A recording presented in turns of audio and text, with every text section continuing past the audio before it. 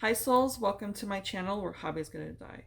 Today we're going to be very chaotic with this video because I do not have any notes to organize my thoughts. I'm in my outfit that I wore during the showing of Nosferatu, including my vampire purse. And even though I got rained on and all that kind of stuff trying to get back, which was amazing that the fact that we had a thunderstorm here because it set the mood even more for Nosferatu. I literally just threw my phone on the stand and said I have to review this immediately. I'm hoping I make sense. This is the second time I'm filming this because I was a little bit more chaotic in the first one, and I'm calmed down enough for me to make sense in the second attempt. So I am going to do a two-part review. The first review is going to be spoiler free for those of you not interested in spoilers, and then the second half is going to be very, very, very spoiler heavy for the movie and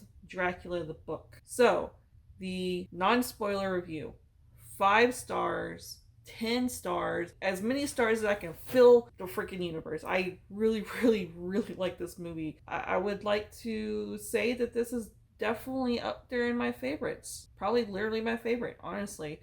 Amazing movie, very atmospheric, gothic horror. If you're very, very into gothic horror, definitely watch this movie. If you're into vampires, monster vampires, Nosferatu, Dracula, watch this movie. If you're a big fan of Robert Eggers, watch this movie because he did it again with this movie. He's so good at making his horror movies. And I'm so excited for any other movies that he decides to make. I hear that he's next making a medieval knight movie, I think.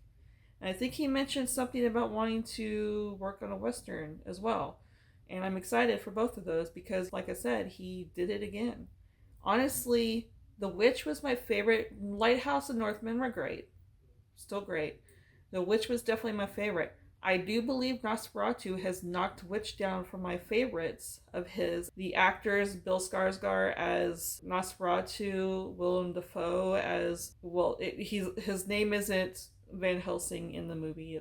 I can't remember his name in the movie, but it is Van Helsing. All the actors and actresses in this movie were amazing at their roles. Seriously, go see the movie. Now I'm going to explain why I love it so much, and this is going to be spoiler heavy. So if you're not wanting to hear spoilers, especially about the ending of both Dracula and this movie Nosferatu, click off now. You've heard enough. Go see the movie. Comment down below if you do go see the movie, if you agree and it's amazing. If you don't agree, obviously I'm not going to fight you on it. Explain to me why you don't agree, why you don't like the movie. Just comment down below how you feel about the movie or how you feel about Robert Eggers. But now let's jump on ahead into spoilers. I do believe I have reviewed Dracula on this YouTube channel. If I didn't, I know I for fact reviewed it in my Instagram and Goodreads, and I said in my review I did not like the ending, and I didn't like the fact that the women were basically cannon fodder. It was still good. I still liked it as far as atmosphere and everything else. Overall, the build up and everything else leading up to the ending was great, but it was still frustrating to me that the men didn't fight hard enough. And then once all their women died, then they had reason to fight hard enough. Still a great book. Still would recommend you read it. Nosferatu, Edgar's version. I've not seen the classic version of Nosferatu, so I don't know if Edgar's basically is copying off of what the classic was or if he's taken his own spin. I don't know. Someone comment down below and let me know if this was very similar to the classic. I feel like I need to go watch the classic now anyways. But Edgar's basically took those key points that frustrated me about the book and took them out. And that is the reason why I love this movie so much. I mean, there's other reasons why. Like I said, the acting was great. Eggers is great at doing these kind of films. The atmosphere was great. Everything was wonderful. But the reason why it got 5 out of 5 stars from me, more than 5 out of 5 stars from me, is because I felt like he improved on the book. I feel like he made the changes that I felt like were necessary for Dracula for me to love it 100%.